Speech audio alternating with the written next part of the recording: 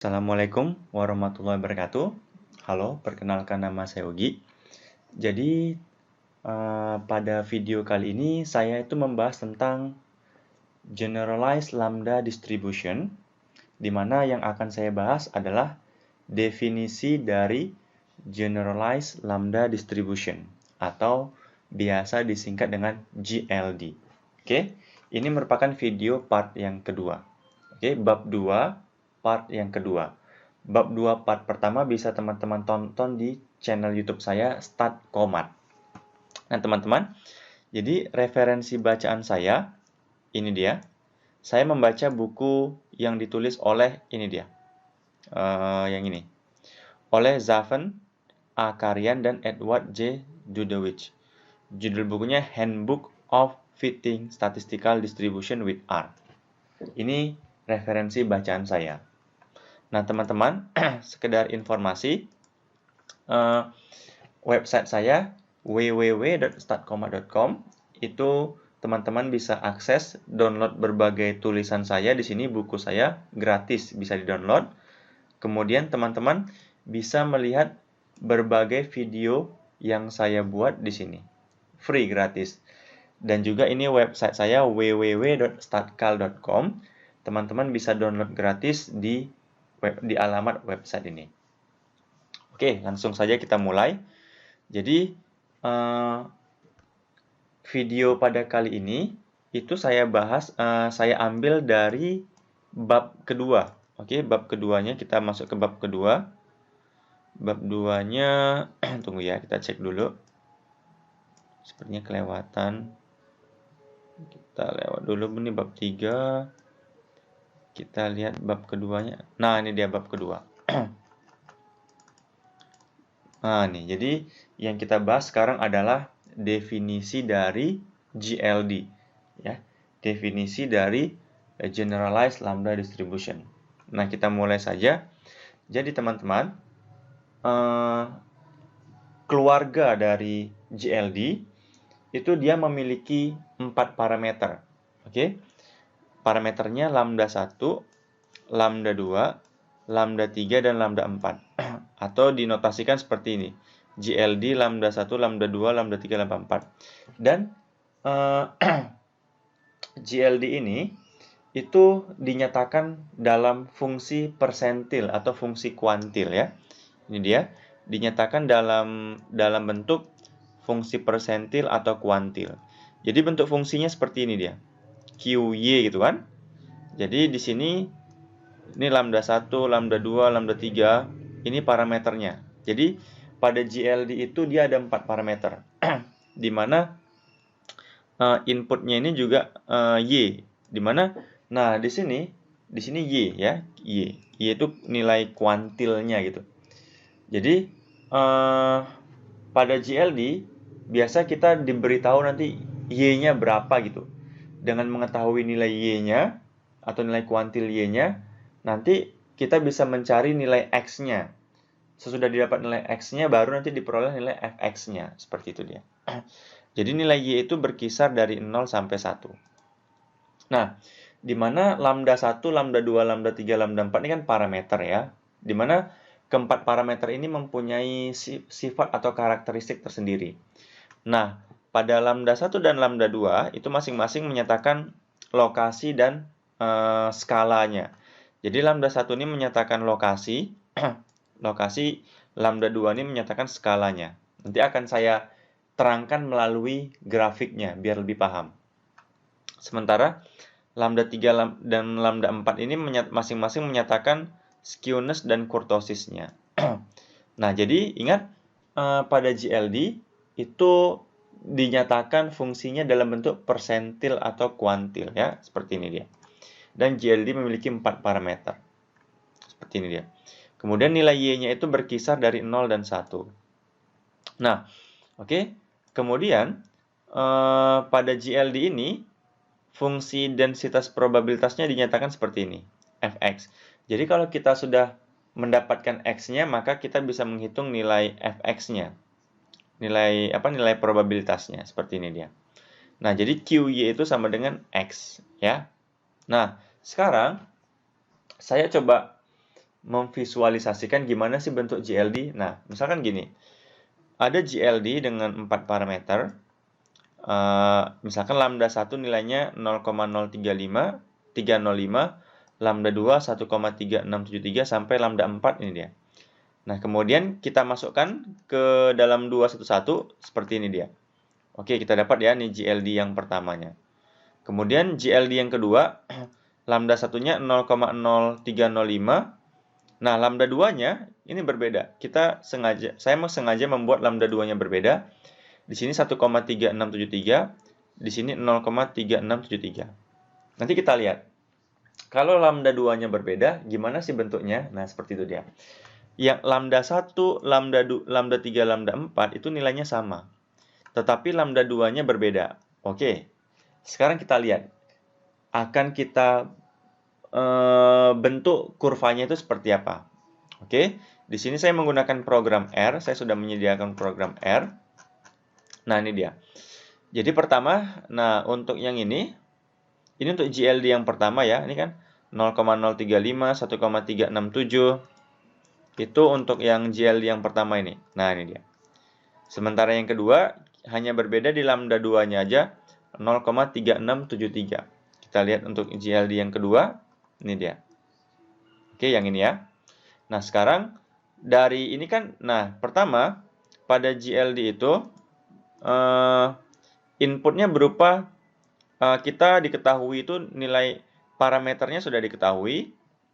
Ini nilai parameternya ya. Kemudian nilai Y-nya, ingat tadi nilai Y-nya dari 0 sampai 1. Ya, dari 0 sampai 1.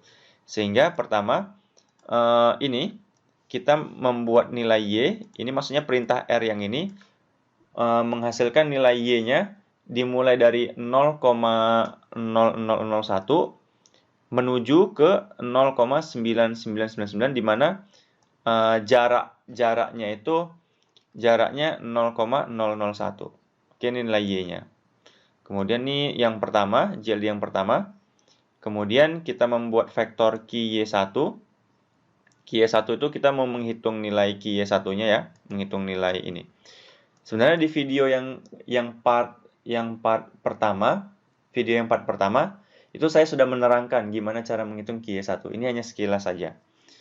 Nah, kemudian di sini intinya adalah Y-nya diketahui, kemudian nilai parameternya diketahui, kemudian kita menghitung QY1-nya.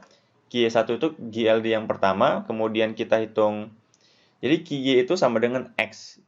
Jadi ini inputnya Y sama lambdanya, kemudian kita hitung QY1-nya, kita hitung X-nya, kemudian dari sini nanti kita hitung Fx-nya.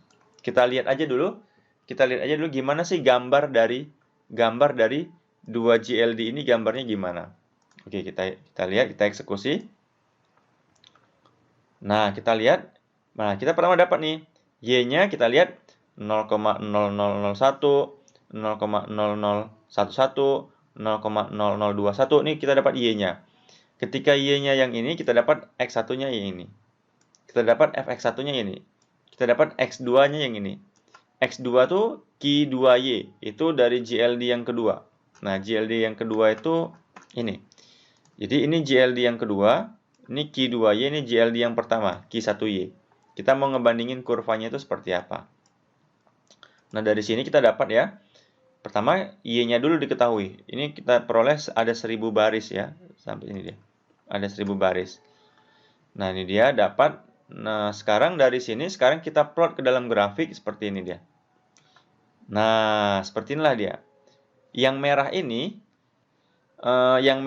dia GLD yang kedua. Yang merah ini GLD yang kedua. Sedangkan yang biru ini, yang tinggi ini, itu GLD yang pertama. Jadi bisa kita simpulkan bahwa kalau lambda 2-nya semakin besar, itu dia semakin semakin mengerucut dia. Tapi kalau lambda 2-nya semakin kecil, dia semakin landai. Nah, itu dia. Jadi lambda 2 itu kan menyatakan skalanya gitu. Menyatakan skalanya ya. Jadi kalau dia semakin, atau sebarannya lah gitu ya. Kalau lambda 2-nya semakin tinggi, dia semakin mengerucut dia. Coba kita tingkatkan nilai lambda 2-nya ya. Tadi kan 1,366. Coba kita ganti dengan yang ini. Tadi kan yang warna merah lambda ya. Coba kita ganti di sini yang warna merah. Berarti ini kita ganti dengan ini kan 1,2. Kita ganti dengan 2, nih. Apakah kurva yang merah ini lebih mengerucut dibandingkan yang ini? Kita coba. Kita coba eksekusi dulu. Tekan yang ini. Oke, sekarang kita tekan yang ini. Kita lihat. Nah, benar kan?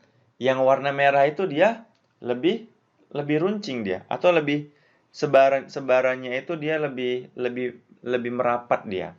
Itu dia. Jadi lambda 2 yang semakin besar, maka sebaran datanya itu cenderung dekat dengan pusat datanya.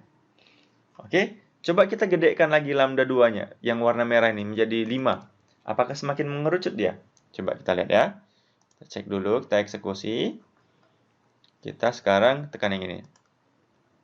Nah, benar kan? Semakin memusat dia kalau lambda 2-nya semakin besar. Nah, sekarang tadi kan itu kan jadi sifat dari lambda 2 itu tadi ya. Tadi seperti yang dikatakan lambda 2 itu menyatakan skala dia, atau bisa dikatakan sebaran data terhadap pusat datanya gitu. Nah, sekarang coba kita bermain-main di lambda 3-nya. Gimana kalau lambda 3-nya semakin besar? Tadi kan lambda 2 udah. Sekarang lambda 3-nya. Kalau lambda 3-nya, misalkan nih, kita samakan aja dulu lambda 1-nya yang 1, oke.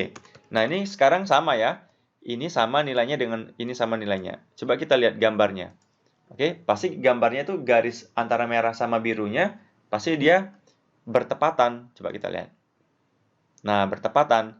Tapi sekarang kita coba ubah lambda 3-nya ya. Kita ubah lambda 3-nya. Ini lambda 3-nya. Di sini kita ganti aja dengan 0. Ini kan lambda 3-nya 0,00 ya. Kita ganti dengan 1 misalkan. Di sininya 1. Oke, kita ganti lambda 3-nya. Gimana bentuknya? Kita cek dulu. Sekarang kita eksekusi. Nah, dia rupanya agak miring ke kiri dia. Agak miring ke kiri ya kan?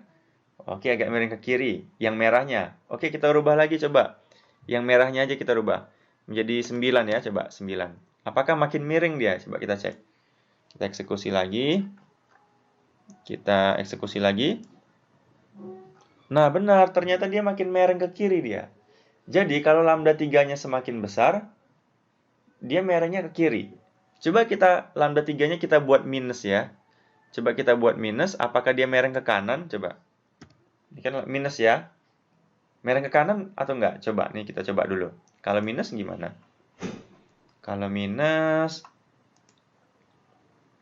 oh nggak bisa. Ini kayaknya ke kanan ya. Nggak tahu juga. Tunggu. Kita ganti aja dulu.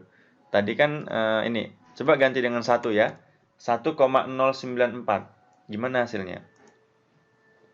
Kita coba dulu. Gambarnya bentuknya. Wah, semakin nggak beraturan bentuknya. Oke. Berarti jangan kebesaran ya. Tadi ini coba ini ganti dengan 1 lah. Oke, 0,1. Oke, kita eksekusi lagi. Bentuknya seperti apa ya? Oh, miring ke kiri dia. Miring ke kiri. Gitu ya. Sekarang gimana sih kalau membuat miring ke kanan ya? Kalau miring ke kanan, tunggu. Oke, kita samakan aja dulu ya. Ini 0,004. Jadi kayaknya lambda 3 itu dia kemencengan dia, skewness ya, skewness dia. Tapi kalau dibuat minus tadi, dibuat minus kayaknya tadi hasilnya gimana ya? Kalau dibuat minus, kita buat minus, gambarnya tadi seperti ini dia. Kayaknya di ke kanan dia ya. Tunggu, kita rubah lagi coba menjadi 0 misalkan. Apakah makin kecil atau besar ya? Kita cek dulu. Kita cek lagi. Oh iya, ke kanan dia. Sekarang coba kita tambah 1 di sini. Oke, 1 coba. Lambda 3-nya kita buat minus. Kita cek dulu.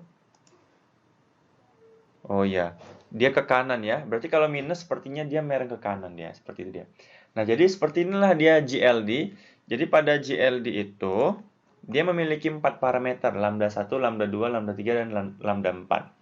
Masing-masing parameter dia punya sifat. Tadi lambda 2 itu semakin besar lambda 2-nya, maka dia semakin memusat dia kurvanya.